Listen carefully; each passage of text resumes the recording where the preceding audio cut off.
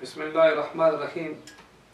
سیرت صحابہ کے حوالے سے ہم آج حاضر ہیں۔ آج ہمارا پہلا پروگرام ہے سیرت پہ۔ سب سے پہلے آج ہم سیدنا صدیق اکبر رضی اللہ تعالیٰ عنہ کے حوالے سے بات کریں گے۔ قرآن حکیم نے صحابہ کرام کے بارے میں بہت سے مقامات پہ ان کی فضیلت کا ذکر کیا ہے۔ کہیں السابقون والاولون کہا گیا، کہیں اولئک الراشدون کہا گیا۔ سب سے پہلا جس صحابی کا ذکر ہمیں کرنا چاہیے وہ سیدنا صدیق اکبر رضی اللہ تعالیٰ عنہ ہے۔ صدیق اور عتیق ان کا لقب ہے، ابو بکر صدیق کے نام سے جانے جاتے ہیں، اور عبداللہ بھی ان کا نام ہے۔ نام تو ان کا عبداللہ تھا، والد کا نام ابو قحافہ، والدہ کا نام ام الخیر سلمہ کے نام سے جانا اور پہچانا جاتا ہے۔ عام الفیل سے 2 سال پہلے یہ پیدا ہوئے۔ نبی اکرم صلی اللہ علیہ وسلم کے بچپن سے ہی ساتھی تھے، اور 13 سال مکہ کی زندگی انہوں نے نبی اکرم صلی اللہ علیہ وسلم کی مائیت میں گزاری۔ سیدنا صدیق اکبر رضی اللہ تعالیٰ عنہ کے اسلام قبول کرنے کا واقعہ بھی بڑا عجیب ہے۔ آپ نے خواب دیکھا کہ کوئی آسمان سے کوئی ٹکڑا آپ کی جھولی میں گر گیا ہے، اور ایک روایت یہ کہتی ہے کہ بہت سے ٹکڑے گرے اور اکٹھے ہو کے آپ کی جھولی میں آ گرے۔ اس کی آپ نے جب تعبیر پوچھی تو معلوم یہ ہوا کہ اللہ تعالیٰ آپ سے کوئی بڑا کام لینے والا ہے۔ اسی طرح ایک روایت یہ بھی ہے کہ آپ شام کے سفر پہ روانہ ہوئے، اور شام میں ایک بحیرہ رائب کے نام سے جانا پہچانا ہوا شخص اس نے آپ کو دیکھا، اور دیکھنے کے بعد یہ کہا کہ تم کہاں کے ہو؟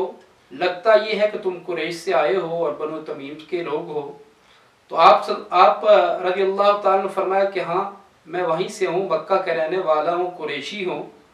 کہا کہ اگر تم تمیم قبیلہ سے تعلق رکھتے ہو کہ تمہارے جسم پہ کوئی نشان ہوگا، تو نشان دیکھا گیا تو آپ کے پیٹ پہ ایک نشان تھا۔ اس راہب نے آپ سے یہ کہا کہ ہماری کتابوں میں آپ کے بارے میں لکھا ہے کہ ایک آخری نبی تشریف لائیں گے جو مکہ کی سرزمین پہ، اور آپ ان کا ساتھ بھی دیں گے، ان کے ہمراہ بھی چلیں گے۔ آپ واپس پلٹتے ہیں، اور دوسرا جو سفر ہے وہ شام کا سفر آپ اختیار کرتے ہیں۔ شام کے سفر سے واپسی پہ آپ یہ دیکھتے ہیں کہ جب آپ مکہ پہنچے تو مکہ کے سارے لوگ باہر اکٹھے ہیں، اور اکٹھے ہو کے یہ بات کہہ رہے ہیں کہ کوئی فرد یہ کہتا ہے کہ رات کے اندھیرے میں وہ یہاں سے چلا تھا، بیت المقدس پہنچا تھا، آسمان پہ چلا گیا تھا اور واپس پلٹ آیا، آنن فان یہ ہوا اور اس طرح ہو گیا، بتاؤ تمہارا کیا خیال ہے؟ آپ نے کہا کوئی فرد یہ بات کہتا ہے تو وہ ٹھیک نہیں کہتا، غلط کہتا ہے۔ ابو جہل بھی تھا، امیہ بھی تھا، عتبہ اور شیبہ اور ولید وہ سارے اکٹھے تھے، اور انہوں نے کہا تمہارا دوست محمد یہ بات کہتا ہے۔ آپ نے کہا اگر محمد یہ بات کہتے ہیں تو اس ٹھیک کہتے ہیں، اور یہ بات کہہ کے آپ نکلے ہیں اور نبی اکرم صلی اللہ علیہ وسلم کے گھر پہنچے ہیں، دروازے پہ دستک دی ہے، اور آپ باہر تشریف لائے ہیں۔ صدیق اکبر رضی اللہ تعالیٰ نے فرمایا ہے کہ میں نے یہ سنا ہے۔ آپ نے کہا ایسا ہی ہے۔ صدیق اکبر رضی اللہ تعالیٰ نے فرمایا اے محمد اپنے ہاتھ کو آگے بڑھائیے، میں آپ کے ہاتھ پہ اسلام کو قبول کرتا ہوں۔ سیدنا صدیق اکبر رضی اللہ تعالیٰ عنہ کے بارے میں یہ بات بھی کتابوں کے اندر موجود ہے کہ آپ درخت کے نیچے سے گزر رہے ہیں اور درخت کی ٹہنیاں آپ کے جسم کو چھو رہی ہیں، اور پھر آپ یمن کے سفر پہ روانہ ہوتے ہیں، اور یمن کے سفر کے اندر 290 سالہ ایک فرد آپ کو ملتا ہے۔ وہ بھی یہی بات کہتا ہے کہ آپ لگتے یہ ہو کہ آپ مکہ کے رہنے والے ہو، تمہارے ہاں ایک فرد نبوت کا اعلان کرے گا، تم اس نبوت کے اعلان کرنے والے کا ساتھ دینا۔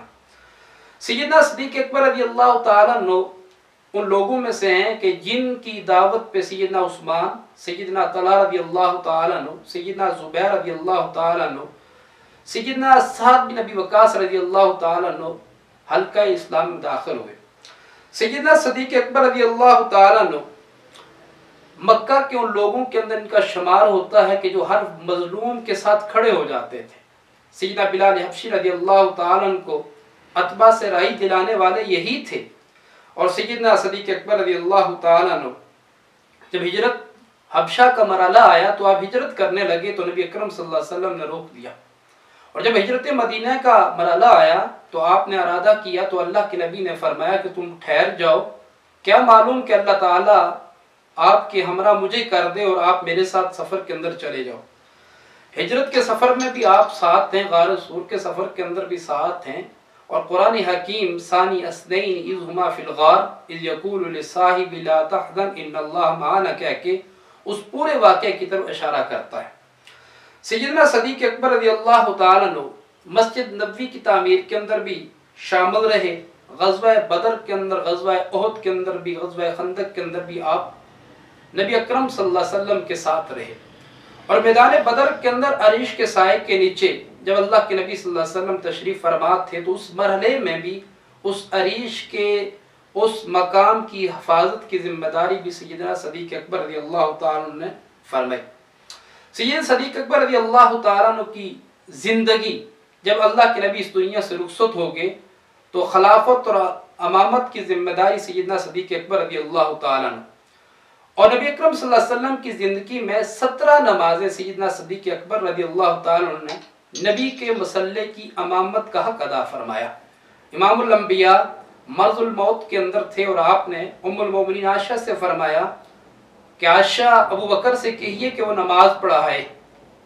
ام المومنین فرمانے لگی کہ ابا جان بڑے کمزور دل کے آدمی ہیں، آپ کسی اور سے کہہ دیجئے۔ امام الانبیاء صلی اللہ علیہ وسلم نے فرمایا کسی قوم کی یہ شان نہیں ہے کہ اس کے اندر صدیق اکبر موجود ہوں اور کوئی اور مسلمانوں کی امامت فرمائے۔ سیدنا صدیق اکبر رضی اللہ تعالیٰ نے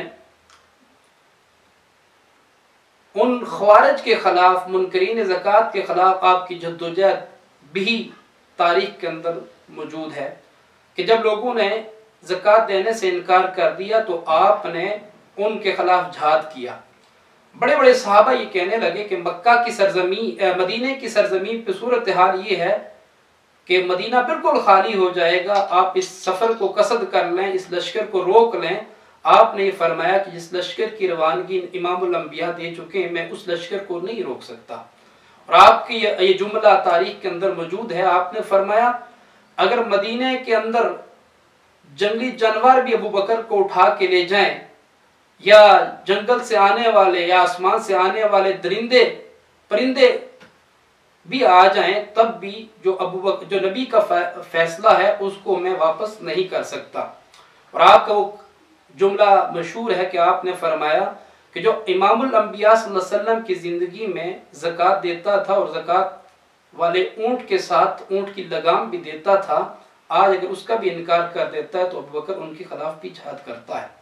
سیدنا ابو بکر صدیق رضی اللہ تعالیٰ عنہ 63 سال کی عمر کے اندر اس دنیا سے رخصت ہو گئے، اور رضی اللہ عنہ و رضوا عنہ، اللہ ان سے راضی ہے اور ہم اللہ سے راضی ہیں۔